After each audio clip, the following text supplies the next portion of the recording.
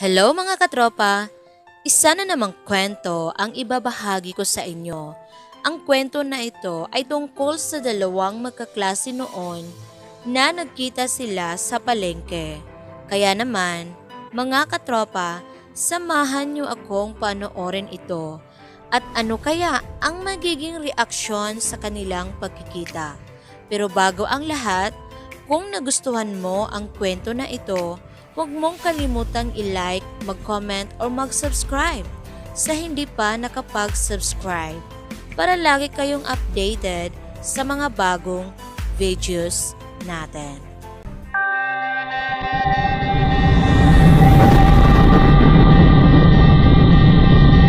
Sakay ng kanyang sasakyan ay nagmaniho pauwi ng probensya ang inhinyerong si Rodel kasama ang kanyang asawang si Marie para asikasuhin doon ang lupang kanilang ibebenta.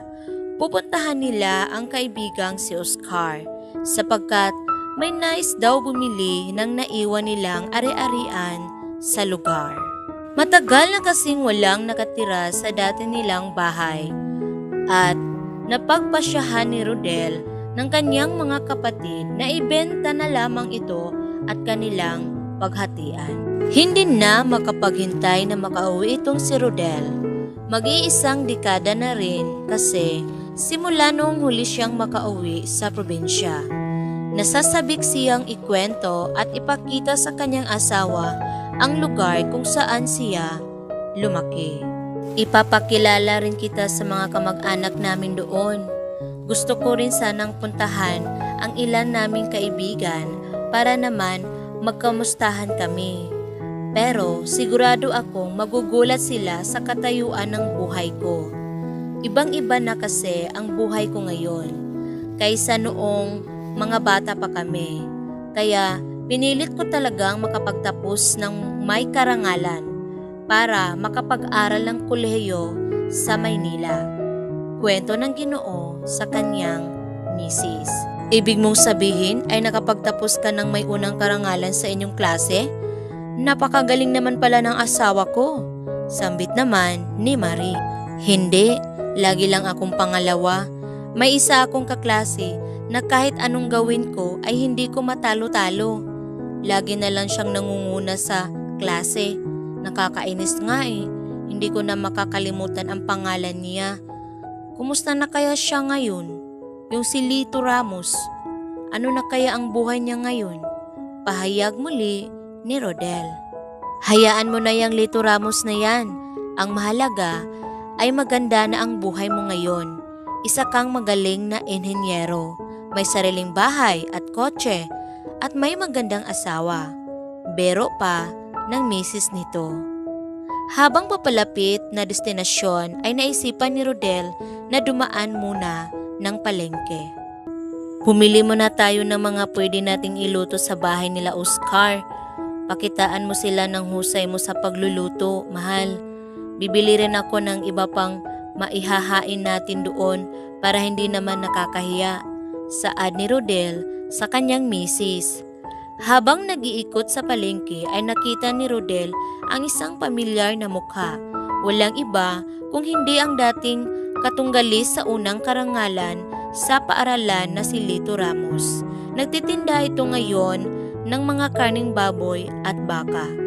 Lito Ramos? Ikaw ba yan? Ako ito, si Rodel Soriano. Hindi mo na ba ako natatandaan? Bati ng Ginoo. Rodel, ikaw na pala yan. Hindi na kita nakilala dahil kapitapitagan na ang porma mo . Kumusta ka naman? Bakit parang naligaw ka yata rito? Masayang bati naman ng dating kaklase. Ito, isa na akong inhinyero, nakapag-abroad na rin. Ito nga pala ang asawa ko, si Marie. Nandito kami ngayon dahil may kailangan lang asikasuhin. Ikaw, kumusta naman ang buhay mo? Saan na nakarating ang mga medalya mo? Natatawang kantsaw ni Rodel. Bahagyang nahiya itong si Lito sa sinabi ng dating kaklase. Ito, nagtitinda ng karne ng baboy at baka rito sa palengke. Buti ka pa, nakatapos ka sa pag-aaral. Ako kasi hindi na. Ang hirap ng buhay noon, nakasakit pa ang mga magulang ko, kaya kailangan ko talagang kumayod. Paliwanag naman ni Lito. Kinukwento nga kita rito sa asawa ko na hindi kita matalo-talo pagdating sa katalinuhan.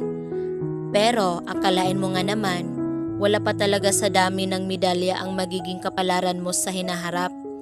Hindi ko akalain na dito lang kita matatagpuan.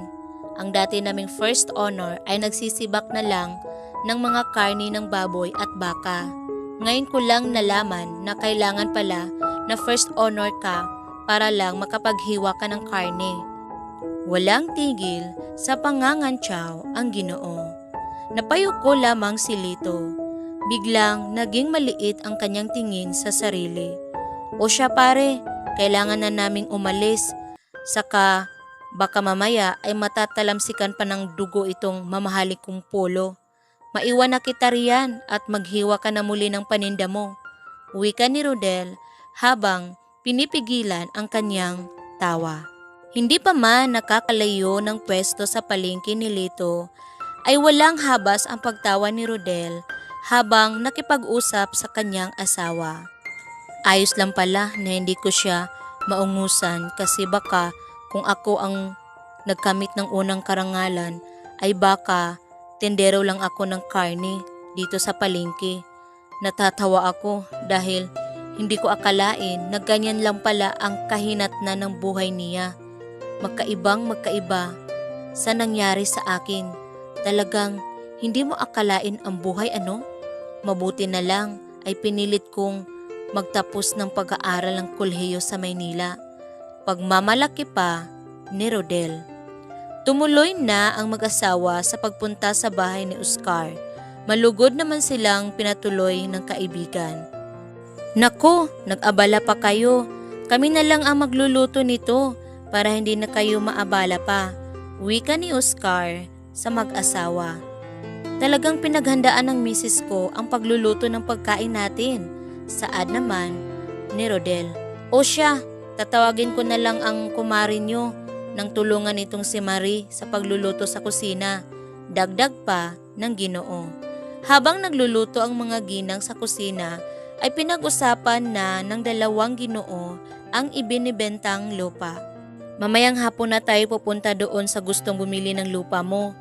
Sigurado naman daw siyang bibilhin niya. Sa katunayan nga ay hindi na tumawad pa. Matutuwa ka kapag nakilala mo kung sino. Sambit muli ni Oscar. Panandaliang nagsalo-salo sa hapagkainan muna ang dalawang mag-asawa. Nang bandang hapon ay sinamahan na ni Oscar sina Rodel at Marie sa bahay nang bumibili ng lupa. Napakalaking bahay naman ito pare. Hindi ko matatandaan na may ganitong kalaking bahay at lupa dito sa bayan natin. Sino ba talaga ang gustong bumili ng lupa namin? Pagtataka ng Ginoo. Ilang sandali pa ay nagulat ang mag-asawa nang lumabas sa pinto ng malaking bahay na iyon si Lito, ang dating kaklase ni Rodel. Lito?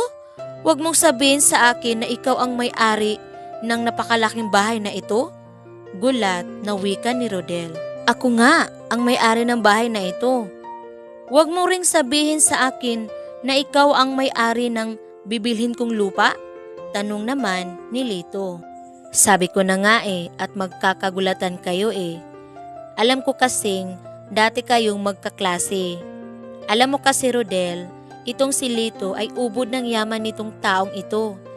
Pero hindi mo lang mahahalata sa kanya kasi tingnan mo naman at napakasimple ng gayak niya. Pero napakaraming pag-aaring pwesto niyan sa palengke. Hindi lang dito sa bayan natin, kung hindi sa iba't ibang lugar din. Pwede na ngang hindi magtinda yan dahil bukod sa negosyo niya sa palengke ay may malaking taniman din yan. Nakakatuwa ano? Napakagaling talaga ng taong ito. Halos kainin na ng lupa sa sobrang kahihiyan itong si Rodel. Hindi niya kasi akalain na ang hinahamak pala niya kanina sa palengke ay isang taong higit pa ang yaman sa kanya. Hindi lang nasusukat ang kapalaran ng tao sa kung ano ang tinapos niya sa pag-aaral. Kahit na hindi ako nakatungtong ng kolehiyo ay hindi ko namang hinayaang hindi matupad ang pangarap kong magbigay ng magandang buhay para sa aking pamilya. Sa kabila ng ginawa mo sa akin, ay nais ko pa ring bilhin ang lupa na ibibenta mo, Rodel, at cash ko itong babayaran sa iyo. Saad naman ni Lito. Hindi na makatingin ng diretsyo si Rodel sa dating kaklase. Humingi na lamang siya ng kapatawaran sa lahat ng kanyang nasabi noong umagang iyon. Natutunan ni Rodel sa pagkakataong iyon na hindi kailanman tama ang manghusga ng sinuman. Hanggang dito na lamang mga katropa. Sana ay nagustuhan nyo ang kwentong ito. Maraming salamat sa patuloy ninyong suporta. Hanggang dito na lamang. Hanggang sa muli. Paalam and God